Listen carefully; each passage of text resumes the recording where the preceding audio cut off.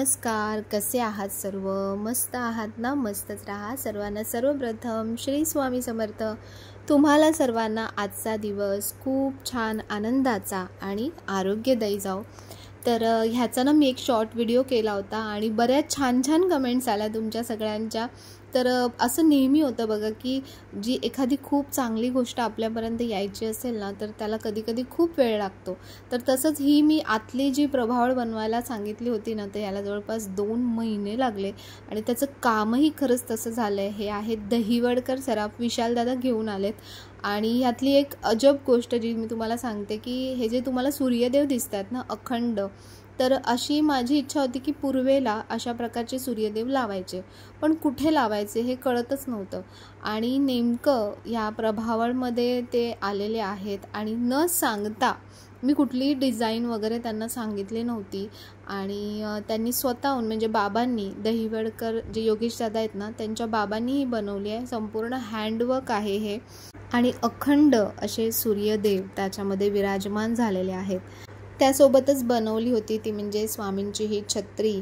तर ही छत्री बनवण्यामागचं जे कारण होतं ना, ते होतं की स्वामींचं छत्र असंच नेहमी आपल्या सगळ्यांच्या डोक्यावर नेहमी असं छत्र असावं स्वामींचं.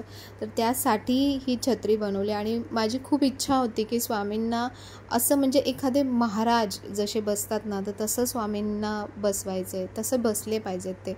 तर बघा स्वामींचं जे सिंहासन आहे आज खऱ्या अर्थाने परिपूर्ण झालं असं मला वाटतंय. तर खूप खूप खूप सुंदर काम केलं आहे दहिवडकर दादांनी. आणि बघा आता आपले स्वामी यामध्ये विराजमान झाल्यावर कसे दिसतात.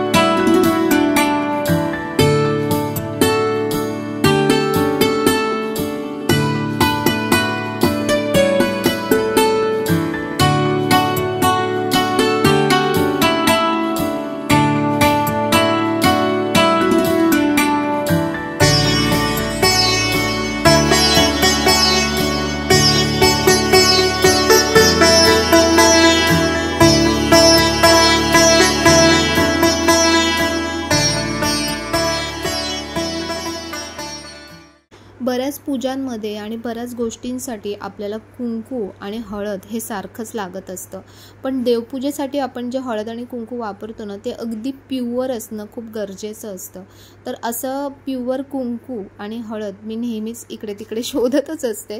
तर पहिले ना मी कल्याण वेस्टवरून कुंकू आणायची, पण हल्ली मी बघते ना, तर त्या कुंकूमध्ये पण बघा अशा प्रकारे ना ब्लॅक कलर जमा होतोय.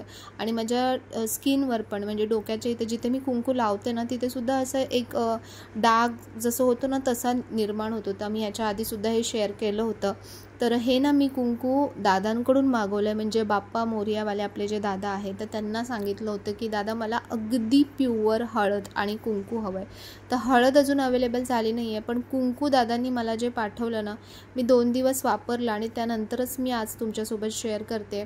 अगदी A1 क्वालिटीचं कुंकू आहे. त्याच्या सुगंधावरूनच तुम्हाला समजेल की हळदयुक्त असं हे कुंकू आहे. त्याचा रंग बघा किती सुंदर आहे कुंकवाचा आणि टेक्स्चर अगदी मस्त आहे की टेक्स्चर लावल्यानंतरच कळतं. अगदी जे असं घट्ट घट्ट सारखं असतं ना, तसं नाही आहे कुंकू.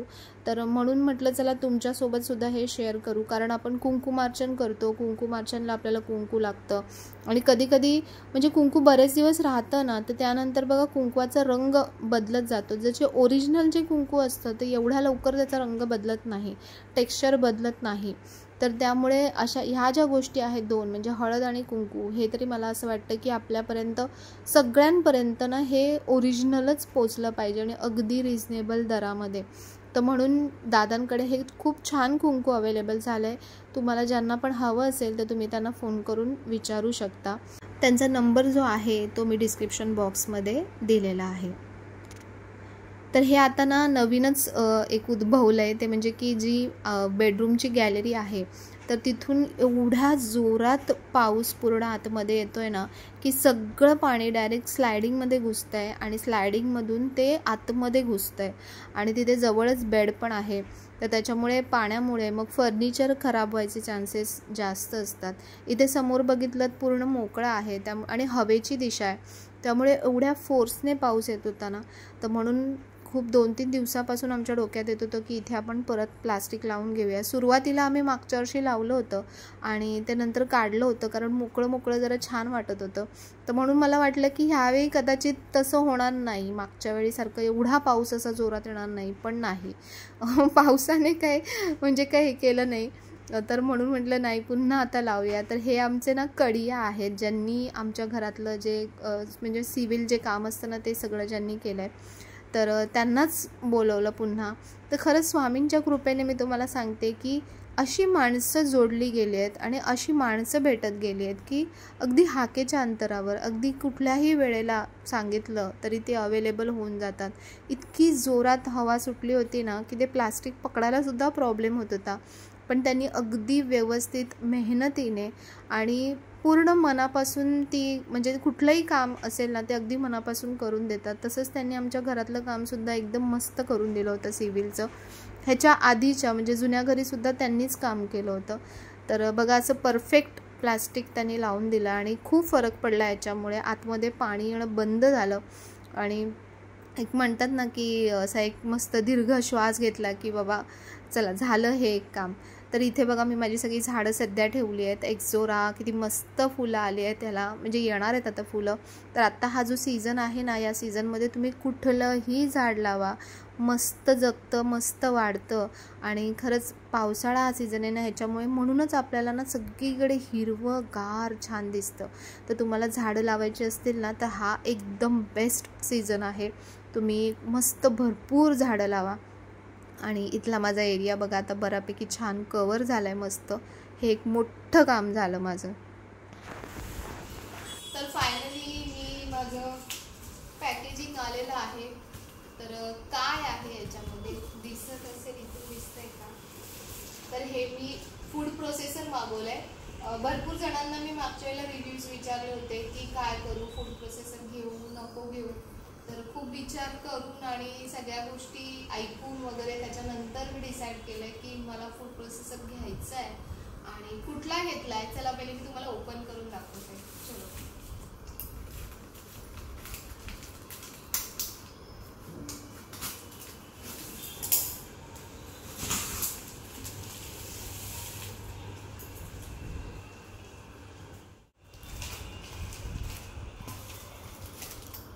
पॅकिंग खूप मोठं आहे, कारण आतमध्ये मटेरियल पण तेवढंच मोठं आहे. तर मी घेतलेला आहे उषा कंपनीचा फूड प्रोसेसर, जो 1000 वॅट्सचा आहे आणि खूप कामाला येणार आहे. म्हणजे मी जसं यूज करेन तसं आहे, पण तरी त्याचे जे रिव्ह्यूज बघितले किंवा एक मी जेन्युइन रिव्ह्यूसुद्धा त्याचे घेतले, ते पण मी तुम्हाला पुढे सांगणार आहे.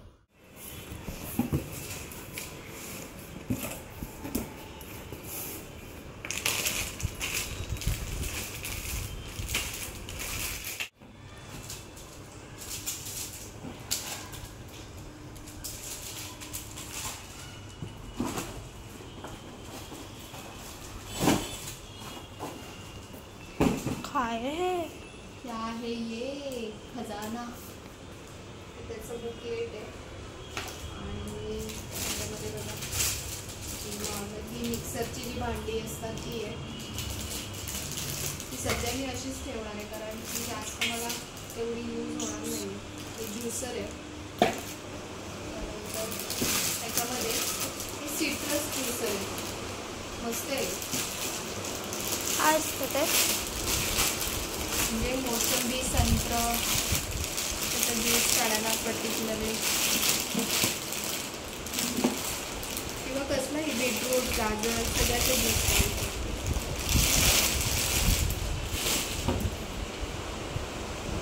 सगळे ज्यूस एकदम असं प्रेस करायचं.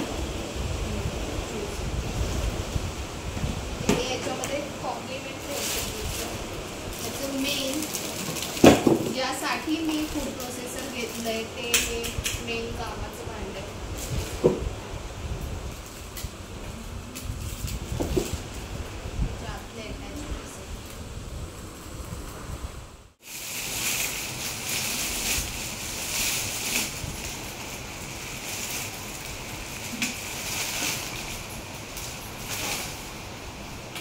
हे आहे याचं मेन युनिट. लुक वाईज पण खूप छान आहे. याचे डिटेलमध्ये रिव्ह्यू हवे असतील ना तर मी व्यवस्थित यूज केला तर, कारण अजून मी स्वतः यूज केलं नाही आहे. रिव्ह्यूज वाचलेत आणि माझी मैत्रीण आहे, तुम्हाला माहिती आहे की प्रांजल शिंदे ब्लॉग, सोनाली ताई, त्या स्वतः हे यूज करतात खूप महिन्यापासून. आणि त्यांना मी विचारलं तर त्यांचंच मला सजेशन होतं की खूप मस्त आहे, तुला खूप युजफुल पडेल, तर म्हणून मी घेतलं आहे. बघू मग जसं जसं यूज पडेल तसं मी तुम्हाला अपडेट करत राहील. पहिल्या त्याची छान मस्त पूजा करून घेते आणि जे लागतील भांडी ती मस्त छान स्वच्छ करून घेते. तर हा जो फूड प्रोसेसर आहे ना तो मी इथे ठेवणार आहे आणि याच्यासाठी इथे जागा ठेवली व्यवस्थित की पटकन हँडी यूज करता येईल, कारण बऱ्याच गोष्टींसाठी याचा वापर होणार आहे. तर सुरुवातीला मी विचार केला होता, म्हणजे मागच्या वेळेला जसं मी तुमच्यासोबत शेअर केलं होतं की काय करू, घेऊ की नको घेऊ. पण खरं सांगते की म्हणजे प्रांजल शिंदे ब्लॉग्स तुम्ही जर बघत असाल त्यामध्ये जे सोनाली ताई आहेत, तर सोनाली ताईंच्या बऱ्याच ब्लॉग्समध्ये मी सुद्धा बघितलं की किती सारा यूज होतो ह्या गोष्टीचा. फक्त असं नाही आहे की एक फॅशन म्हणून किंवा मशीन म्हणून त्याचा वापर, असं नाही आहे. ज्यांची फॅमिली खरंच मोठी असेल किंवा जे ऑफिस गोईंग असतील त्यांच्यासाठी खरंच ही खूप मोठी पर्वणी आहे. तुमचा खूप टाईम वाचतो बऱ्याच गोष्टींसाठी. कधी कधी आपल्याला भाज्या करायच्या असतात पण कटिंग करायला सुद्धा कंटाळा येतो किंवा वेळ नसतो, तर अशा वेळेला ना ही गोष्ट खूप कामाची आहे. आणि मी खूप सारे वेगवेगळे फूड प्रोसेसर चेक केले, बघितले कोणाच्यामध्ये काय म्हणजे आहे तर कोणामध्ये एखादी गोष्ट नाही आहे, असं भरपूर सारं बघितलं. पण एक गोष्ट तुम्हाला सांगेन की प्रॅक्टिकली जेव्हा कोणी यूज करतं ना तेव्हाच त्यातले फायदे तोटे आपल्याला माहिती पडतात. तर म्हणून सोनाली ताईंनी मला अगदी म्हटलं की 100 काय 200% तू वापर बघ, तुला नक्कीच आवडेल. तर इतकी गॅरंटी दिल्यानंतर तर मग म्हणजे विचारणं किंवा विचार करणं ही गोष्ट दूरच राहिली. तर म्हणून मी पण मागवला, म्हटलं चला. आणि ह्याचं दुसरं एक कारण जे होतं ना की माझा राईट हँड खूप दुखतोय सध्या, म्हणजे लेफ्ट पाय दुखत होता आणि मग राईट हातावर झोपून आता राईट हातसुद्धा दुखायला लागला आहे. तर अक्षरशः पीठ मळताना सुद्धा हात म्हणजे खूप दुखत होता.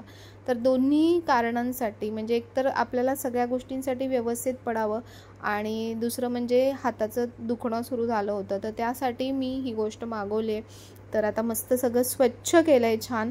आता व्यवस्थित पुसून घेते आणि आणखीन एक गंमत तुम्हाला दाखवते त्याच्यामध्ये की ह्याचे जे स्टोरेज म्हणजे ब्लेड्स वगैरे जे पण आहेत ना ते इथे याचं स्टोरेज खालीच आहे. आपल्याला असं कुठे वेगळ्या ठिकाणी ठेवण्याची पण गरज नाही आहे. आता ह्यातली जी मिक्सरची भांडी आहेत ना ती मी सध्या अशीच ठेवणार आहे, कारण माझ्याकडे मिक्सर आहे दुसरा माझा, तोच सध्या वापरणार आहे. त्यानंतर ती भांडी काय आपली खराब होणार नाही आहेत. तर नंतर समजा ही जी मेन मिक्सरची जी भांडी वापरते ती समजा कधीतरी खराब झाली तर आपल्याला ती वापरता येतील, स्पेअरमध्ये ठेवता येतील. आणि ह्याचा लुक पण खूप छान आहे, बघा ना किती मस्त दिसतो, कुठेही ठेवलात तरी अगदी छान दिसेल.